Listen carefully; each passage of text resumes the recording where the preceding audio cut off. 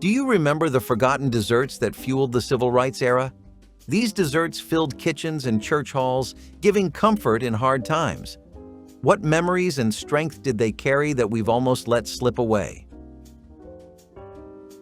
Corn pone pudding was one of those humble desserts that never really looked like much on the surface, but carried an emotional weight that made it unforgettable. Families in the South relied on cornmeal more than anything because it was affordable, filling, and always available, even when other ingredients were out of reach. Adding sugar and milk to turn it into a soft custard made it a sweet treat that worked for both ordinary evenings and Sunday gatherings. This pudding was never flashy or complicated, but it became the kind of recipe that everyone recognized from a grandmother's kitchen. During the Civil Rights era, desserts like this often appeared at church suppers where families pooled what they had to make sure everyone could share in something comforting. Corn pone pudding brought sweetness to moments of struggle and reinforced the idea that even the simplest ingredients could produce something memorable. Its presence at community gatherings was more than about flavor. It was about belonging and resilience. Black walnut cake had a deep, earthy taste that made it different from lighter, more common cakes. Black walnuts were not easy to come by, but they could be foraged in rural areas where families had long learned to make the most of nature's gifts. Cracking the shells and pulling out the nut meats was hard work, yet people did it because the result was worth it. This cake stood as a symbol of resourcefulness and care, since every slice carried hours of labor hidden inside. During the Civil Rights era, desserts like this often appeared at fellowship meals, with women proudly setting them down on long tables as proof of skill and dedication. A black walnut cake was never about extravagance. It was about showing love through the effort it took to create. For those who grew up tasting it, the flavor instantly recalled a time when people worked together to survive and celebrate despite limited means. Fig preserves cake held a special place in communities that relied on the harvest of what they grew themselves. Figs ripened in the summer and were quickly preserved to make sure nothing went to waste. A moist cake flavored with those preserves became a reliable dessert that worked for gatherings large and small. Families in farming areas often served it at church socials, where the figs represented both hard work and careful saving. The cake itself had a richness that made it feel celebratory even though it came from very simple roots. During the Civil Rights era, when people were reminded every day of how little they had, fig preserves cake brought a sense of continuity from one generation to the next. It was also a dessert that could be easily shared, sliced into squares for children running outside and adults seated around folding tables. The taste of figs sweetened with sugar told a story of both survival and joy. Boiled custard was a holiday tradition that warmed households and filled church halls with its sweet, spiced aroma. Unlike eggnog, which was heavier, boiled custard was light but rich enough to feel festive. Made with eggs, sugar, and milk, it was whisked over heat until it thickened into a drink that everyone could share. In many communities, it became a centerpiece of Christmas gatherings, poured into cups and passed around after evening services. For African American families during the Civil Rights era, sharing boiled custard meant more than marking a holiday. It meant affirming unity during uncertain times. It was a dessert drink that brought people together in laughter and song when the world outside felt harsh. Children remembered it as a reward at the end of long nights of celebration, while elders saw it as carrying forward a cultural link. Boiled custard was one of those rare recipes where the sweetness came not only from sugar, but also from togetherness. Hummingbird cake was an early Southern creation that blended bananas, pineapple, and spices into a dense, flavorful dessert. Its tropical ingredients were unexpected but celebrated, representing a widening culinary horizon in the mid-20th century South. The cake was moist, rich, and often topped with cream cheese frosting, making it stand out from plainer sweets. At church potlucks and community rallies, a hummingbird cake drew attention immediately, showing pride in both taste and presentation. It became popular right around the years of the Civil Rights Movement, when gatherings often featured desserts that were meant to inspire joy despite hardship. Sharing a slice of hummingbird cake was a gesture of generosity and optimism, proof that even in hard times people could create something beautiful. The flavors were bold and comforting, reminding families that the South held both old traditions and new ideas worth cherishing. Hummingbird cake carried sweetness into places where strength was needed.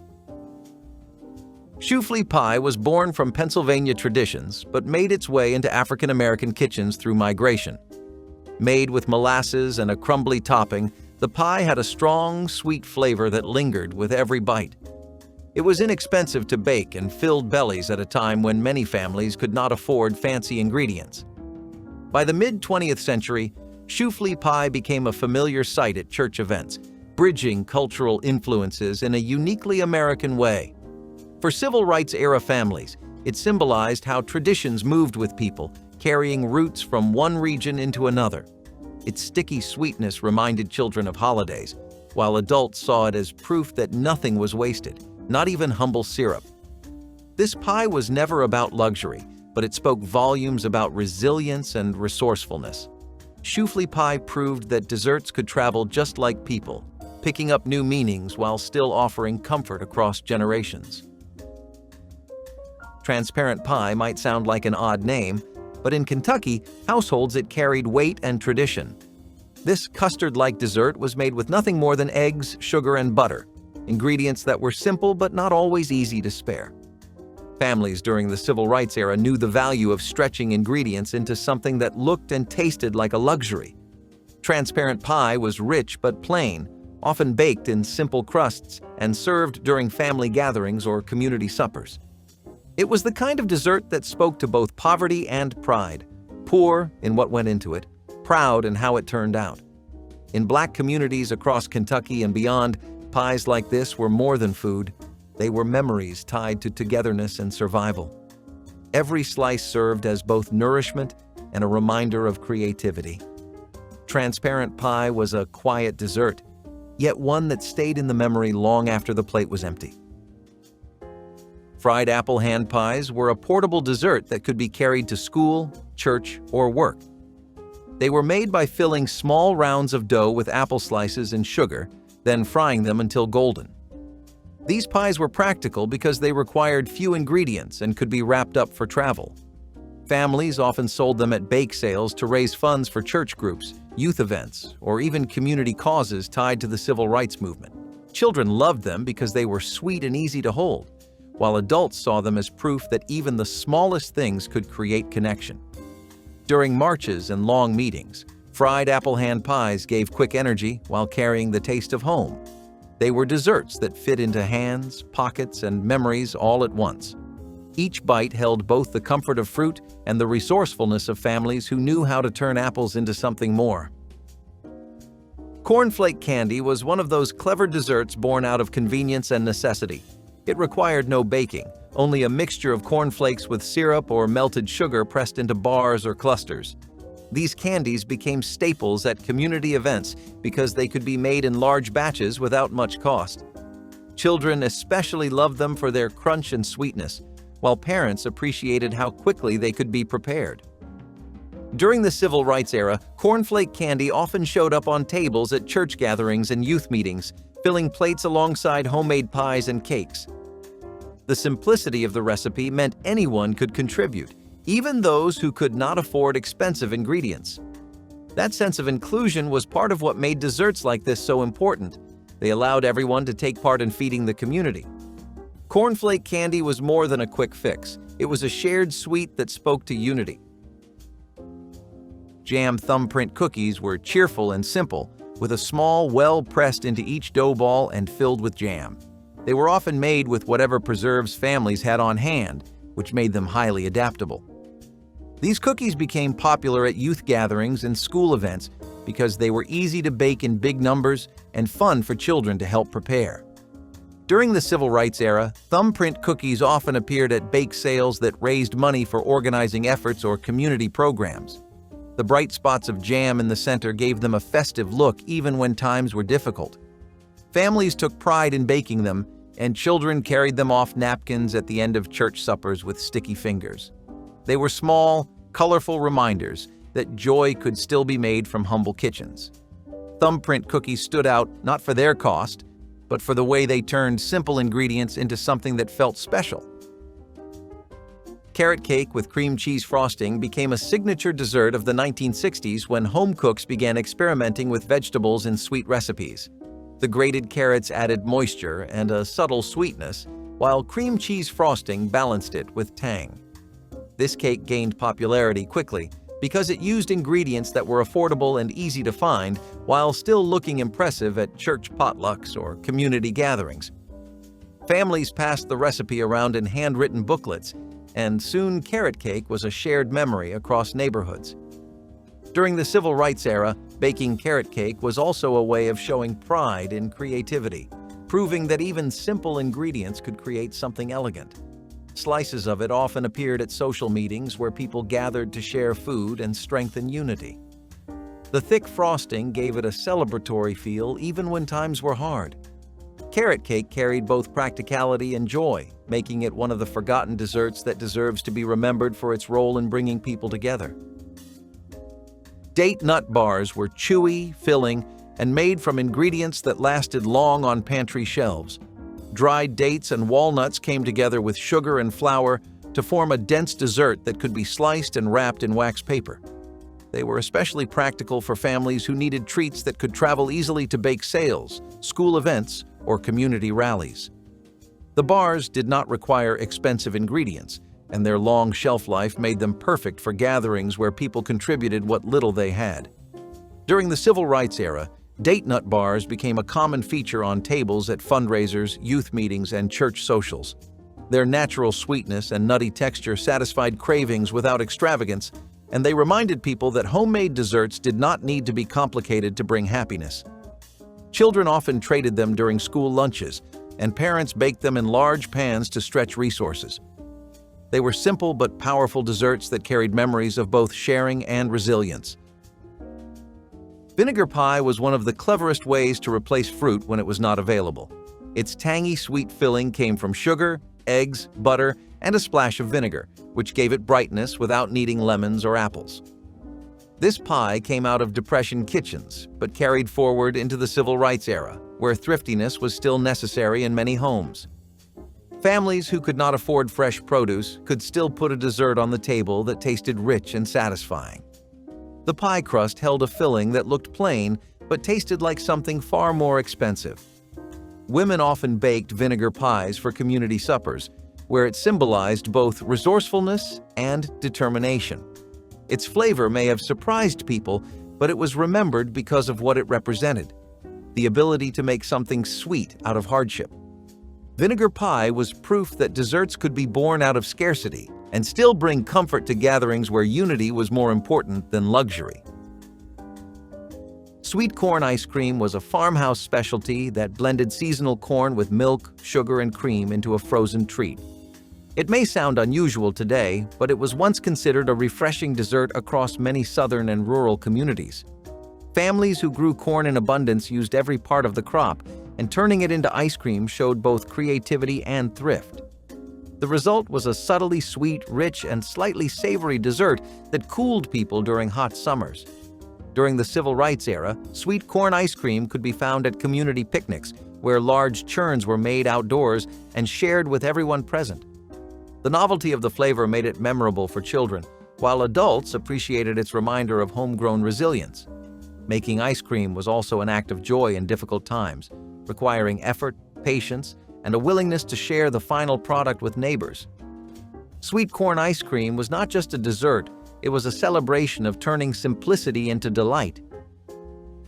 Prune cake was another dessert that thrived because of its practicality and nourishing qualities. Prunes were affordable, shelf-stable, and easy to find, making them a common ingredient in households that had to stretch every resource. The cake itself was spiced, moist, and surprisingly sweet, a far cry from the plain reputation prunes sometimes carried. During the Civil Rights era, prune cake appeared often at church socials and Sunday dinners, where its comforting flavor helped people gather in solidarity. It was not a fancy dessert, but it had a richness that made it feel like something special. Families baked it in sheet pans or loaf pans, depending on what they had, and it sliced neatly for sharing. The spices gave it warmth that paired well with coffee after long meetings or services. Prune cake reflected both frugality and care, proving that even the simplest fruits could create lasting memories of sweetness in times of difficulty. Applesauce cake gained popularity as a clever way to use preserved fruit in place of expensive sweeteners. Applesauce made the cake moist, while spices like cinnamon and cloves gave it a comforting flavor. It was a dessert that became especially popular in wartime and post-war kitchens, then carried into the civil rights era. Families leaned on recipes like this because they required ingredients that were inexpensive and easy to store. At community gatherings, applesauce cake often showed up in square slices or thick loaves, perfect for sharing with large groups. It was also a child-friendly dessert, sweet but not overly rich, and ideal for school events or Sunday socials. Baking it carried a sense of tradition, reminding people of the resourceful ways earlier generations had survived. Applesauce cake was more than just a recipe. It was an act of continuity, showing how families carried forward the lessons of thrift and creativity into a new era of struggle and hope. Cold water pie was a dessert made for hot southern summers when families wanted something sweet but could not risk heating up the kitchen. Its filling was a chilled cornstarch custard, poured into a simple crust and left to set. The pie was refreshing, light, and surprisingly satisfying, especially in regions where refrigeration had just become more common. During the civil rights era, cold water pie was a staple at community picnics, where women brought pies stacked in boxes to be cut and passed around under shade trees. Children loved it because it was cool and sweet, while adults valued how inexpensive and reliable it was to prepare. With few ingredients, it gave people a way to provide dessert even when budgets were thin. Its popularity in church cookbooks reflected how widespread it became, a dessert both humble and beloved. Cold water pie carried the taste of relief in the heat, a reminder that even simple things could feel like a luxury. Molasses stack cake was a labor of love, built from multiple thin cake layers stacked with molasses filling in between. The longer the cake sat, the more the molasses seeped into the layers, making it moist and flavorful. This cake was often reserved for special occasions, especially weddings and socials, because it took time and care to make. During the civil rights era, molasses stack cake appeared in communities where sharing food was a way of marking milestones and strengthening ties. Baking one was a sign of commitment, since each layer often had to be baked separately and then assembled. The result was a dessert that looked impressive and tasted even better after resting overnight. Its roots in Appalachian and Southern traditions gave it cultural weight, and its presence at gatherings was always noticed. Molasses stack cake was more than just sweet. It was a dessert that marked endurance, patience, and celebration in equal measure. Coconut snowballs were small, bite-sized treats that offered a festive touch to any table. They were made by coating marshmallows in sticky syrup and rolling them in shredded coconut until they resembled little white snowballs. These sweets were easy to prepare in large numbers, which made them perfect for church parties, school events, and family gatherings during the civil rights era. Their small size meant children could enjoy them without fuss, and their cheerful appearance gave them a celebratory feel even when resources were scarce. Coconut snowballs were the kind of dessert that made ordinary occasions feel like holidays. Families enjoyed them because they were quick to assemble, inexpensive, and endlessly shareable. They brought joy in little bites, proving that even during hard times, creativity could make something bright. Coconut snowballs stood out on crowded tables not because they were rich or complicated, but because they carried the spirit of fun and generosity with every bite. Plum pudding with hard sauce was a Christmas tradition that crossed into church kitchens with a Southern twist. Made from dried fruits, spices, and breadcrumbs, it was steamed for hours until dense and fragrant. The hard sauce, a mixture of butter, sugar, and a splash of flavoring, melted over the top when served. During the civil rights era, plum pudding appeared at holiday gatherings where churches played a central role in uniting communities. It was a dessert of ceremony, rich in flavor and steeped in history. Families viewed it as both a special treat and a reminder of old-world traditions carried into new struggles. The process of making it required patience and planning, which made it a shared family project during the holidays. Its warmth and sweetness stood in contrast to the uncertainty of the times, reminding everyone that celebration was still possible. Plum pudding with hard sauce gave families a taste of continuity, memory, and togetherness when they needed it most. Sorrel jelly cakes were small sponge cakes flavored with hibiscus flowers, better known as sorrel in Caribbean communities, and their bright, tangy taste carried migration stories with them. Families who moved from the islands into American cities brought these recipes and adapted them to local kitchens. The flavor was unlike other cakes of the time, floral and tart, with a rich color that made them stand out on crowded dessert tables. During the Civil Rights era, these cakes were a symbol of cultural blending, representing how immigrant traditions merged with African American foodways. They appeared at church socials where Caribbean and Southern families cooked side by side, sharing food that carried memory and identity. For many children, sorrel jelly cakes were their first taste of a dessert tied to roots outside the South, connecting them to wider traditions of resilience. The cakes showed that flavor and culture could not be erased, even in times of struggle. They were sweet, colorful reminders that migration added strength and diversity to the community table. Cane syrup pie was a cousin to pecan pie, but instead of corn syrup, it used sorghum or cane syrup that was common across the rural South. Its flavor was darker, deeper, and less polished than modern pies, with a sweetness that carried hints of molasses. This pie was not about luxury, it was about practicality, using what was grown locally when other sweeteners were expensive or unavailable. During the Civil Rights era, cane syrup pie was still a fixture in many kitchens, connecting families to older traditions of thrift. Slices were often served at church fundraisers, where their richness felt indulgent even though the recipe was born from scarcity. The pie crust was usually simple and plain, leaving the syrup filling to shine as the centerpiece. Families baked them in large pans to cut into squares and share, proving that one dessert could stretch across a crowd. Cane syrup pie carried history in every bite, a taste of the fields and the resilience of the people who worked them. Cottage pudding cake was a plain and simple dessert that carried warmth in its topping of fruit sauce. The cake itself was not elaborate, often little more than flour, sugar, and milk mixed into a soft sponge. What made it memorable was the hot fruit sauce poured over the slices just before serving, transforming something plain into something comforting. Families leaned on it for weekday dinners when money and energy were short, but dessert was still expected at the table.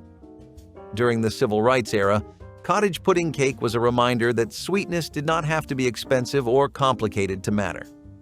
It was often made with whatever fruit was available, sometimes canned peaches or apples from home preserves, sometimes berries picked in season. Community cookbooks spread the recipe far and wide, making it a staple of potluck meals. Cottage pudding cake carried a sense of quiet pride, showing that even in modest homes, dessert could brighten the end of a long day. Sour cream pound cake was one of those recipes that spread like wildfire once it appeared in handwritten church recipe books. The sour cream gave the cake a richer, moister texture than the traditional version, and it quickly became a favorite among women who prided themselves on their baking. During the Civil Rights era, a pound cake was not just a dessert but also a symbol of hospitality, something you offered proudly when guests came into the home. Sour cream pound cake carried a subtle tang that made it stand out from plain versions, and its slices looked elegant even on the simplest plates. Families often baked it in tube pans and glazed it lightly with sugar, making it both beautiful and satisfying. Pound cakes traveled well to church suppers, where they were sliced thin to feed many people. The cake represented both generosity and tradition, connecting households through flavor and shared recipes. Sour cream pound cake was a dessert that proved simple changes could leave a lasting mark. Icebox lemon pie was a dessert made for hot summers, requiring no oven and offering instant refreshment. Its creamy filling, made from lemon juice, condensed milk, and eggs, was chilled in the refrigerator until it set into a smooth custard. A crumbly crust of crushed crackers or cookies gave it texture, making each slice light but satisfying. During the Civil Rights era, Icebox lemon pie appeared often at summer socials, community picnics, and youth events, where its cold sweetness lifted spirits. Families liked it because it used affordable pantry staples and required little time to prepare, yet still looked elegant on a table. For children, the sharp citrus flavor was unforgettable, cutting through the heat with every bite. For adults, it was a reminder that clever recipes could provide relief and joy without costing much. Icebox lemon pie carried with it a sense of modernity too, showing how refrigeration was changing kitchens and the way communities shared food together. Beaten biscuits with molasses drizzle were a southern staple, though they were as much dessert as they were bread. Beaten biscuits required hard work, pounded by hand until the dough was smooth and tight, then baked into firm rounds. When drizzled with molasses, they became sweet and filling, perfect for a quick after-supper treat. Families often used them during the civil rights era when time was short, but a little sweetness was still desired. They traveled well, which made them popular to pack for marches, picnics, or school lunches. Molasses was cheap, plentiful, and added a depth of flavor that made these biscuits taste special without extra cost. They represented the resourcefulness of households that turned something simple into something memorable. At church events, trays of beaten biscuits with molasses drizzle would disappear quickly, leaving sticky fingers and satisfied smiles behind.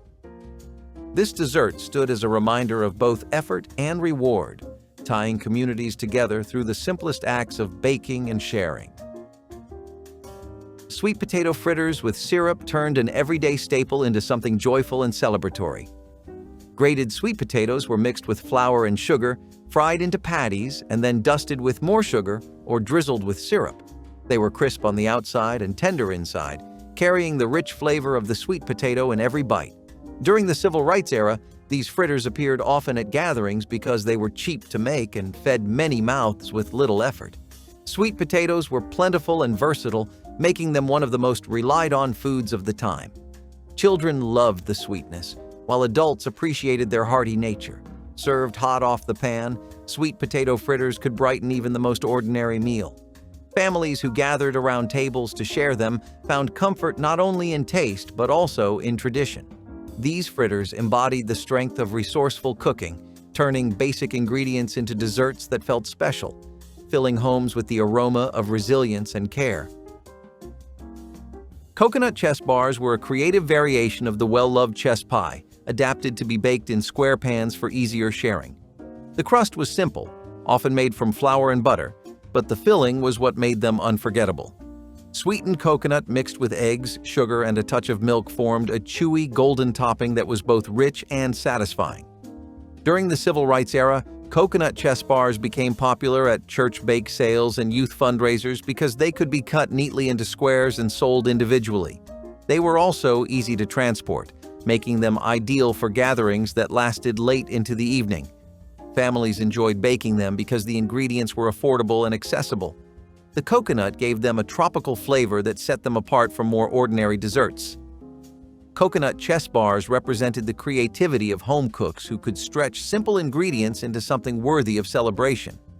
They were small but memorable pieces of sweetness shared across generations.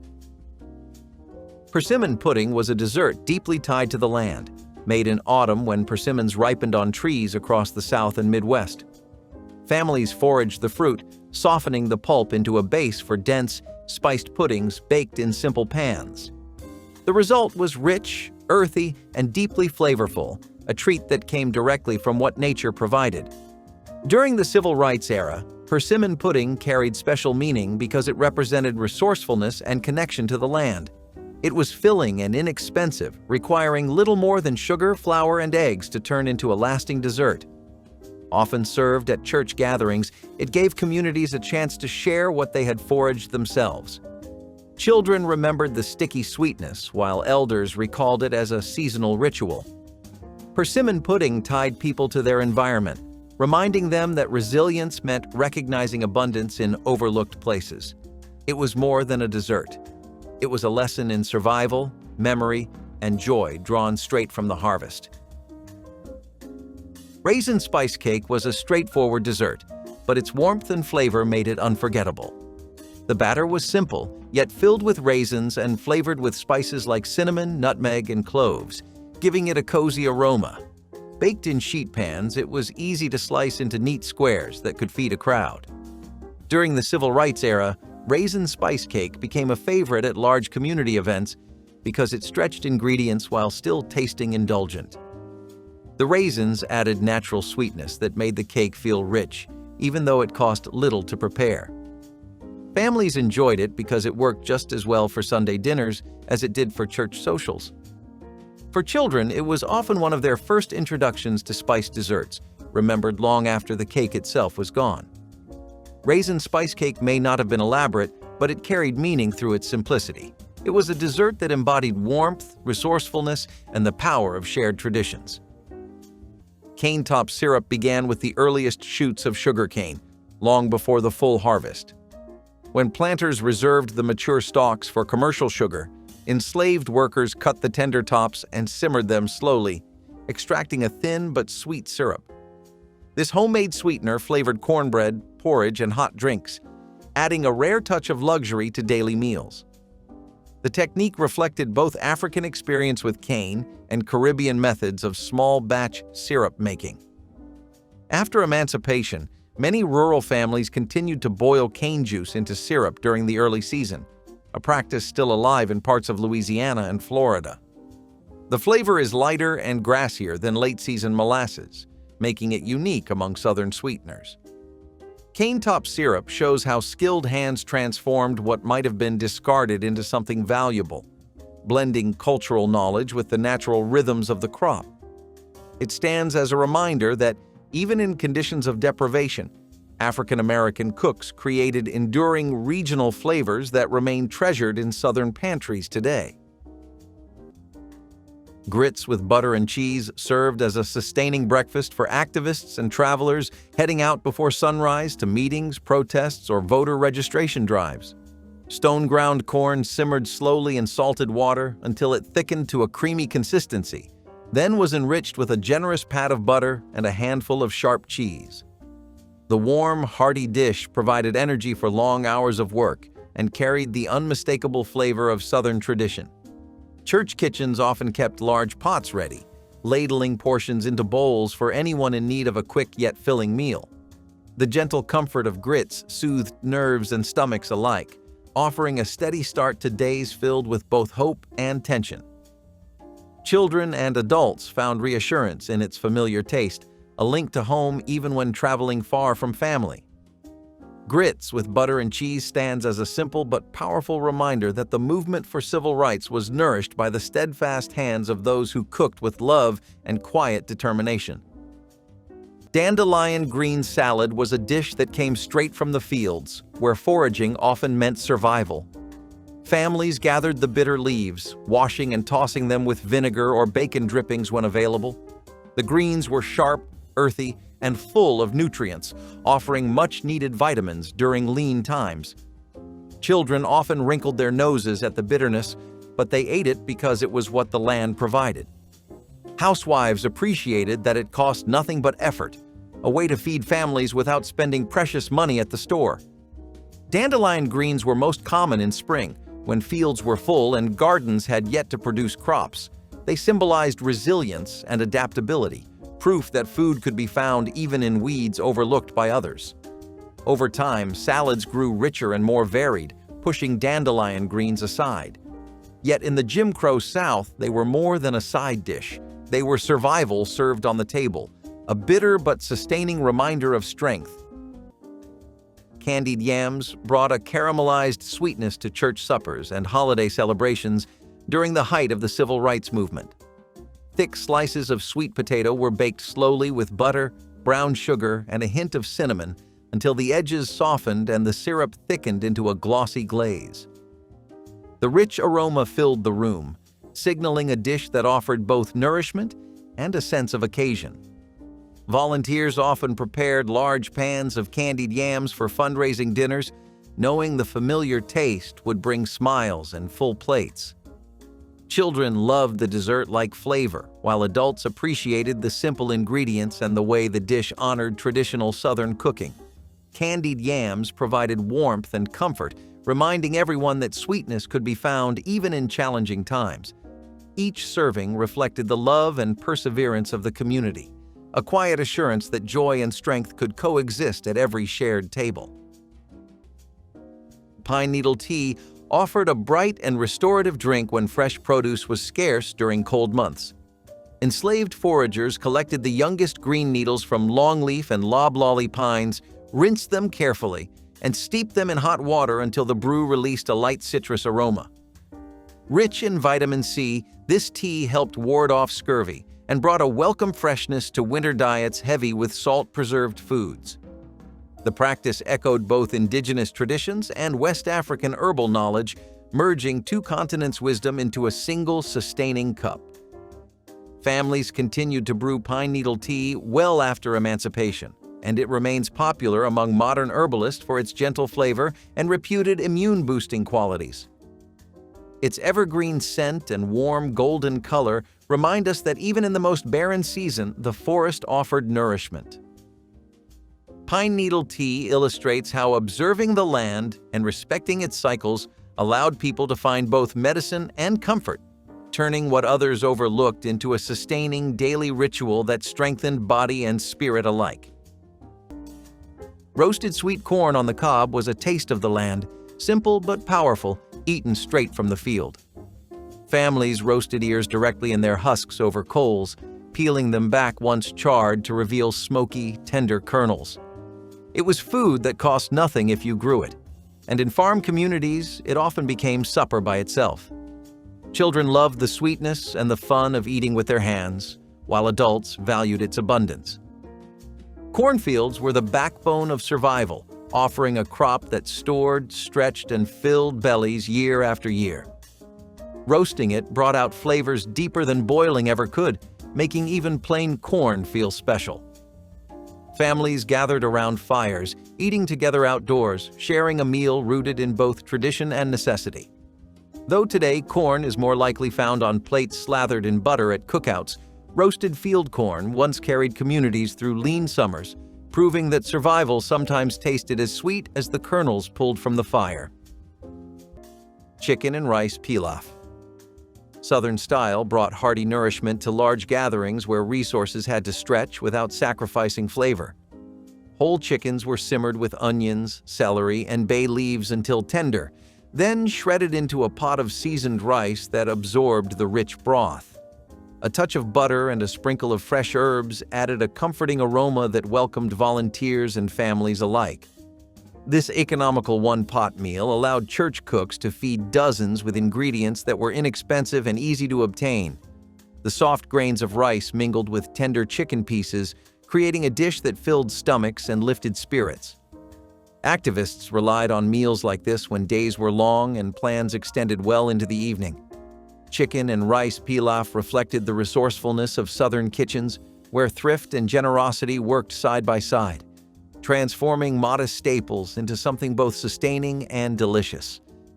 It remains a flavorful reminder of communal care during a period when every shared meal strengthened bonds of purpose and hope. Wild plum. Chutney offered a burst of tart sweetness when sugar was scarce and fruit trees grew untended along plantation edges. Gatherers picked the small, deeply colored plums at peak ripeness and simmered them slowly with a little honey or molasses when available, along with wild herbs for spice. The result was a tangy preserve that enlivened cornbread, salted meats, or simple porridge, providing vitamins and variety in otherwise plain meals. This method of combining fruit with savory seasonings echoed West African chutneys and relishes, demonstrating a culinary bridge between continents. After freedom, African-American home cooks continued to prize wild plums for jellies and sauces, and many Southern families still make small-batch plum preserves each summer. The enduring appeal of wild plum chutney lies in its ability to turn overlooked fruit into a bright condiment that brightens any table. It stands as a flavorful link between survival cooking and the rich tapestry of modern Southern preserves that celebrate both heritage and the gifts of the wild landscape.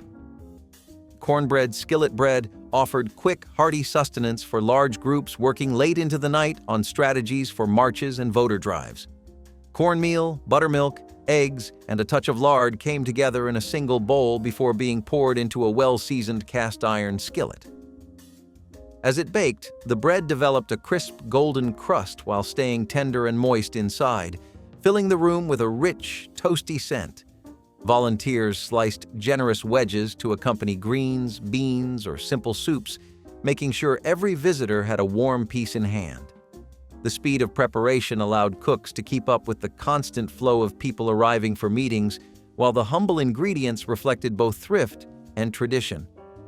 Cornbread skillet bread became a familiar presence at church basements and community centers, where its sturdy flavor and easy sharing reinforced the sense of unity and shared purpose that defined the civil rights era.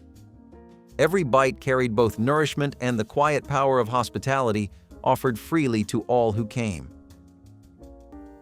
Pound cake carried a quiet elegance into late-night meetings and home visits where strategy and fellowship intertwined. Grandmothers creamed butter and sugar until pale and fluffy, then folded in eggs and flour to create a batter that baked into a dense, moist loaf with a golden crust. The simple recipe required no frosting or fancy decoration, allowing the pure flavor of butter and vanilla to shine.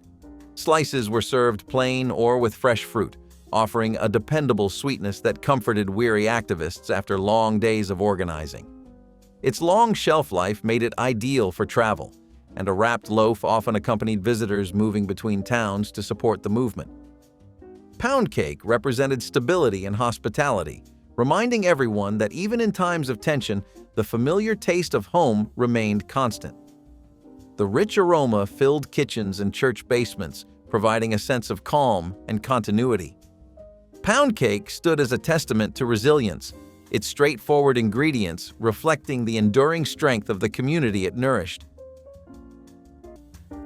Mulberry jam was a sweet preserve that came not from the store, but from the trees that grew wild along fields and roadsides. Families picked the berries in summer, staining their hands purple as they gathered enough to cook down with sugar. The jam was spread on cornbread or biscuits, turning simple meals into something memorable. Housewives prized it because it required no money, only labor, and it lasted through the year when stored properly. Children looked forward to mulberry season, sneaking handfuls straight from the branches before the jam pot even began to bubble. The flavor was sweet, earthy, and tied to the memory of warm evenings spent working together. Mulberry jam was not just food, it was a way for families to sweeten life in the midst of struggle. Though it has faded from modern kitchens, it once stood as proof that even in hardship, the land still gave gifts worth cherishing. Mulberry jam carried history in every purple spoonful. Burdock root stew speaks to the deep botanical knowledge carried by African cooks who could read the land for nourishment even when fields were bare. Burdock, a hardy root with a flavor similar to earthy artichoke, grew wild along fence rows and shaded ditches where other crops refused to thrive. Gatherers dug the long taproots with simple hand tools, scrubbed them clean, and sliced them thin before simmering them for hours with any garden greens or herbs that might be on hand. The slow cooking softened the root into a tender base for a broth that was both filling and rich in minerals. This practice echoed African and indigenous traditions of using wild roots as a staple during lean times. After emancipation, burdock continued to appear in rural foraging guides and folk remedies, admired for its subtle sweetness and sustaining qualities. Today, herbalists still value burdock for its nutrients, reminding us that what once served as a quiet survival food remains a symbol of resourcefulness and a connection to the untamed landscape of the American South. Red beans and rice traveled from Louisiana kitchens to countless gatherings across the South, bringing a taste of Creole heritage to the tables of activists and supporters. Dried red beans were simmered slowly with onions, celery, bell peppers, and smoked sausage until the beans turned creamy and full of smoky flavor. Served over fluffy white rice, the dish offered hearty nourishment that stretched easily to feed large groups. Volunteers preparing for marches appreciated how the recipe used inexpensive pantry staples while delivering deep, satisfying taste. The scent of slow-cooked spices filled community centers and church basements, reminding everyone of New Orleans' roots and the blending of cultures that defined Southern food. Red beans and rice provided steady energy for long days of planning and protest, proving that simple ingredients combined with patient cooking could sustain both body and resolve. Each spoonful carried a story of resilience and unity that resonated perfectly with the goals of the civil rights movement. Drop your sweetest memory in the comments, like this video, and subscribe to keep these forgotten flavors alive.